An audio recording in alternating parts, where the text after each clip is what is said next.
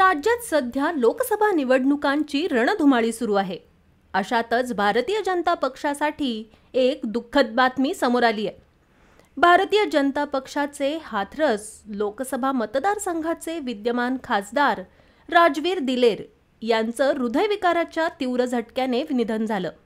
त्यांच्या निधनाने समर्थकांसह कुटुंबियांवर शोककळा पसरली आहे.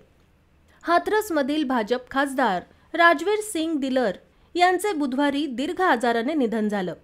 2019 मध्ये हाथरस लोकसभा मतदारसंघातून विजयी झाले होते.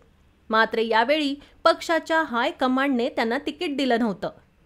पंतप्रधान नरेंद्र मोदी यांनी दिलेर यांच्या निधनावर शोक व्यक्त केला आणि तळागाळातील त्यांच्या कार्यासाठी ते नेहमीच स्मरणात राहतील. त्यांच्या अकाली निधनाने दुःख झालं आहे. त्यांच्या निधनाने पक्षाला मोठा धक्का बसल्याचं मोदींनी एक्सवरील पोस्टमध्ये म्हटलं आहे.